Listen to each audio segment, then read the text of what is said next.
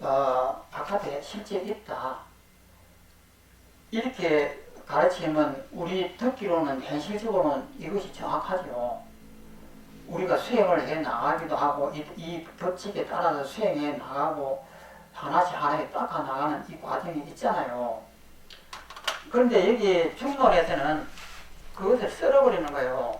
그런 거 전부 다 가짜야 이 말입니다.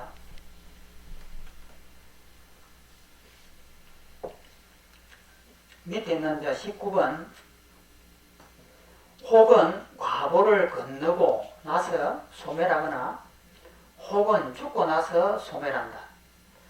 거기서 유루와 무루를 분별한다.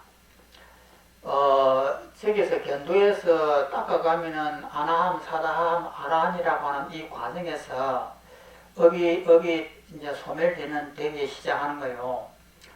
그리고 이 업이 죽고 나서 소멸하는 경우도 있고 죽기 전에 전부 다 소멸하는 수가 있습니다.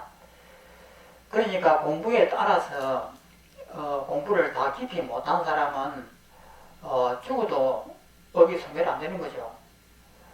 그런데 공부를 다 한 사람은 살아있으면서도 업이 다 소멸되는 거예요. 그래서 이제 혹은 죽고 나서 소멸한다.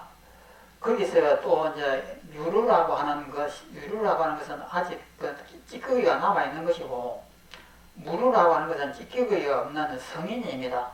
이렇게 유루의 경지와 무루의 경지를 이렇게 분류하는 것, 이 방법들이 소성 아비달마의 이론에 이렇게 자세히 나와 있습니다. 그렇기 때문에 업이라고 하는 것은 실제 이렇게 있다. 이것을 계속 주장하는 거예요. 이 유를 분별한다라고 이렇게 반론을 한다 이 말이에요. 넘어갑니다. 288페이지. 그것 부실법은 과보를 초월하고 나서 혹은 죽고 나서 소멸한다. 그러니까 우리가 많이 못 닦으면은 죽어도 소멸 안 되고, 많이 닦으면은 살아있으면서도 이 업이 전부 다 소멸되는 수도 있고 그럽니다. 그래서 거기서 유루라고 하는 찌꺼기가 있는 상태로 되는 사람도 있고, 또 그 다음에 다 닦아갖고 무루, 찌꺼기가 없는 상태의 사람도 있다. 그래서 유루, 무루의 구별이 인지될 것이다.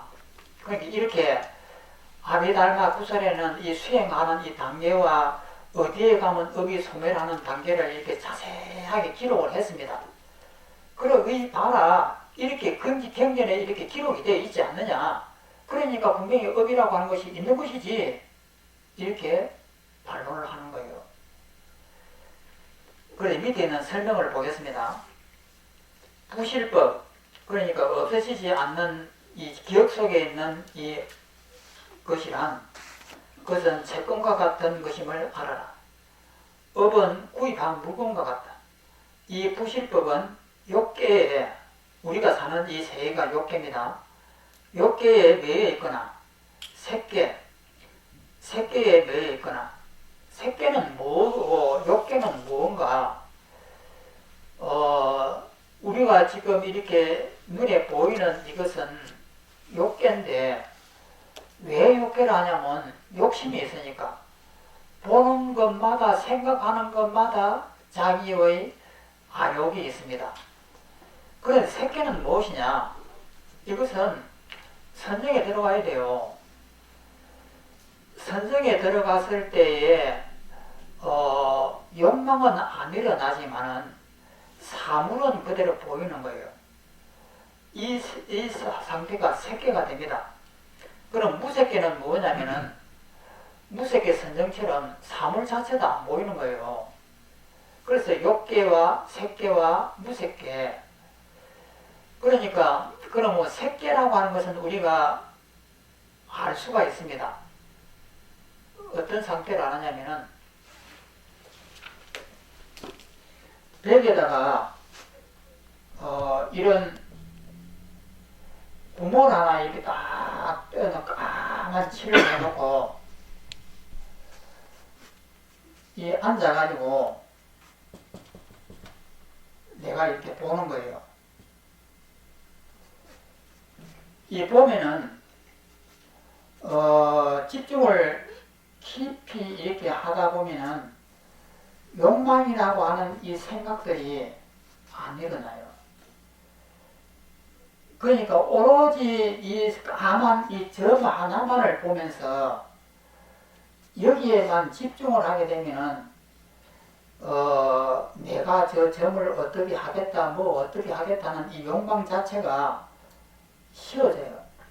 그리고 집중을 딱 하면 그 앞에 있는 이 까만 이게 그 점만 뚜렷하게 보이고 이 바깥에 있는 이런 것들도 아무것도 안 보이고 이렇게 됐을 때 이것은 물질이잖아요.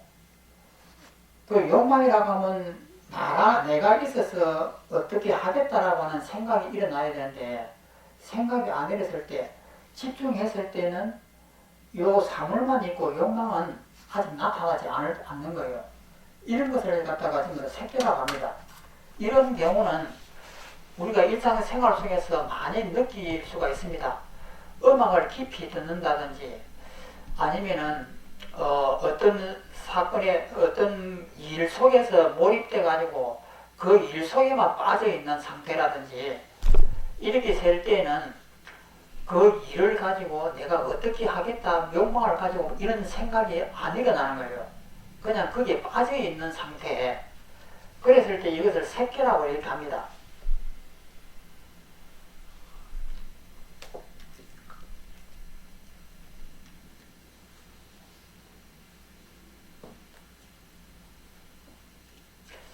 색계에, 욕계에 매여 있거나 색계에 매여 있거나 무색계에 매여 있기도 하고 어느 곳에도 매여 있지 않는 것도 있다. 이것은 무르계입니다. 무르계. 찌꺼기가 없는 그 진리의 세계. 또 선과 불선이라고 하면 선하지 않는 것이니까 악이죠. 선과 악과 무기의 세 가지 성품 중에서 분별해 보면 이것은 무기성이다. 내 머릿속에 저장되어 있는 그것은 무기성이다. 이 무기의 의미에 관해서는 아비달마 구사론이라고 해서 소성의 체계를 전부 다 체계를 잡아서 망라한 것이 아비달마 구사론입니다. 그러면 대성에서는 뭐냐면 유심론이에요. 아비달마 구사론에 자세히 설명되어 있는데 사제오의 관찰, 견도로 끊어지지 않는다. 하나의 과에서 그러니까 수다원, 사다함, 아라함 이렇게 하나의 과, 그 다음 과 이렇게 하나의 과에서 다른 하나의 과에 이르는 수도의 단계에서 끊어진다. 그러므로 모든 업은 부실법이 있음으로 인해 그 과보가 발생한다. 만일 부실법이 수도 이전의 사제의 관찰, 그 견도에 의해 끊어져서 업이 비슷하게 이르른다면 업을 부수는 파하는 허물이 있게 된다. 그러니까 견도를 지나서 수도 단계에 거치면서 이렇게 완성이 되어 가는 것이지 견도에서 끊어지고 비슷하게 흐른다라고 하는 것은 이런 이론들은 안 맞다 이 말이에요. 이것에 관해서 아비달마에 자세히 설명되어 있다. 다시 구실법에 대해 설명해 보겠다.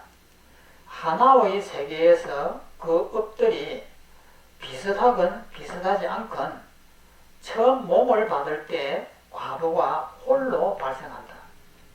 이제 처음 몸을 받고 나서부터 이제 그 전생의 과보가 이렇게 계속 발생하는 거예요. 현재의 몸에 있어서는 업으로부터 다시 업이 생기는데 이 업은 두 가지가 있어서 그 비중에 따라 과보를 받는다.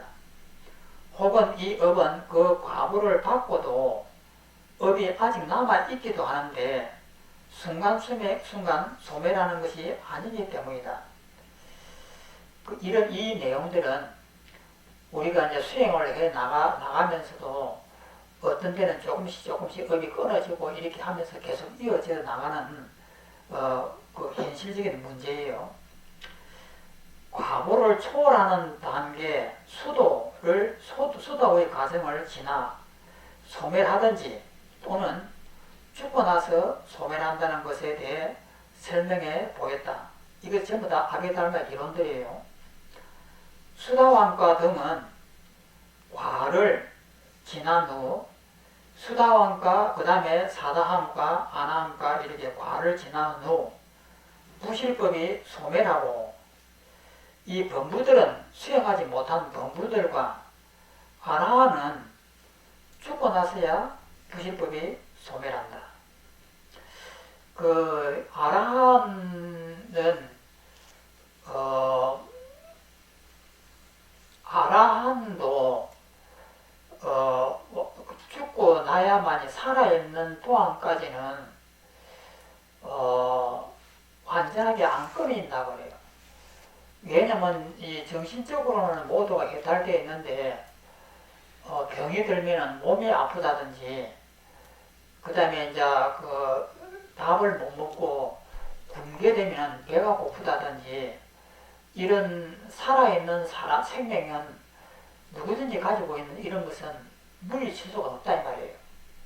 그래서 아라함도 살아있는 한은 이 고통이 있다 이렇게도 합니다. 아라함은 죽고 나서야 그래서 이제 죽고 나서야만이 완전하게 해탈한다. 이제 이런 이론들이에요. 부실법이 완전하게 소멸한다. 여기서 유루와 찌꺼기가 있는 것과 무루, 찌꺼기가 없는 완전한 것을 분별한다는 것에 대해 설명해보자. 수도함 등의 성현들로부터 유루와 무루 등을 분별해야 한다.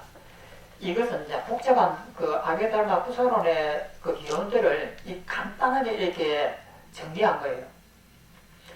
이 내용은 이렇게 정리하는 이유는 뭐냐면은 이런 법들이 실제 내 바깥에 실제 한다 이 내용이에요.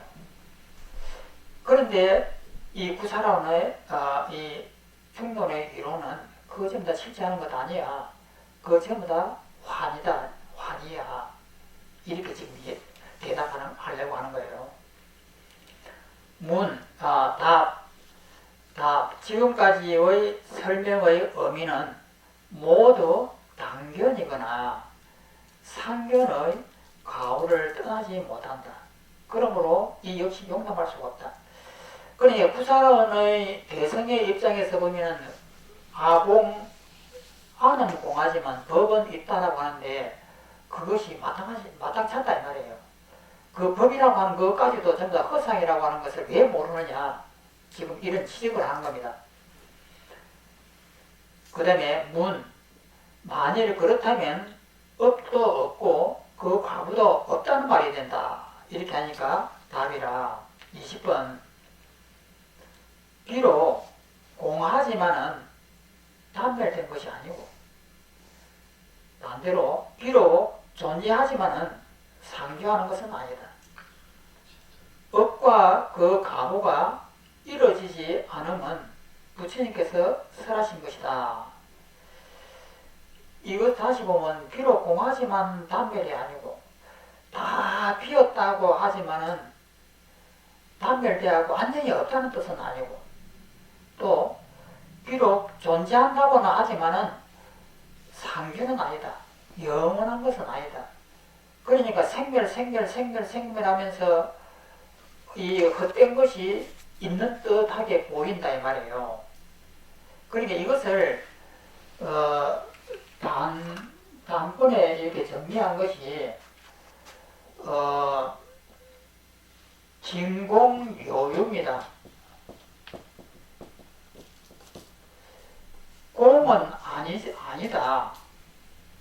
그렇다고 해서 텅 비었지만은 묘하게 있다. 이렇게 이제 진공요유로 이것을 정리를 합니다.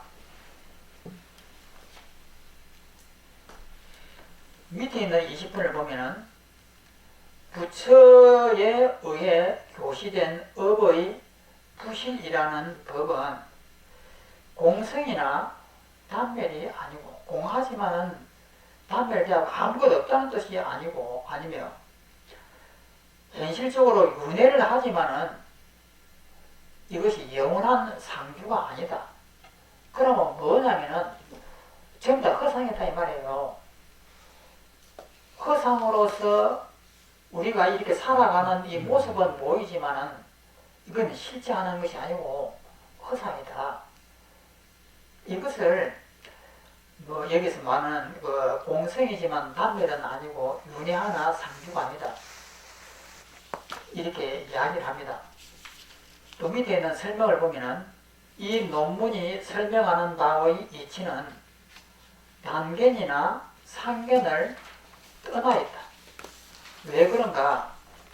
업은 필경에 공하여 정멸한 모습이고, 정멸이라고 하는 것은 고요해서 모든 것이 다 소멸되어 버린 겁니다. 업은 필경에 공하여 정멸한 모습이고, 그 실체 자성이라고 하는 것은 존재하지 않으니 어떤 존재가 단멸일 수 있고 어떤 존재가 상실될 수가 있겠는가? 모두 허상인데 이 말이에요. 그러나 다만 전도된 망상으로 인하여 생사를 왕래하는 것이다. 그러니까 우리가 이렇게 눈앞에서 이렇게 생사를 왕래하고 미워하고 원망하는 것은 전도된 망상 때문에 그렇다 이 말이에요. 바르게 보면 될 텐데 바르게 못 보니까 마치 있는 것처럼 이렇게 착각을 한다 이 말입니다. 전도된 망상으로 인하여 생사를 왕래하는 것이다. 또 상주할 수도 없다.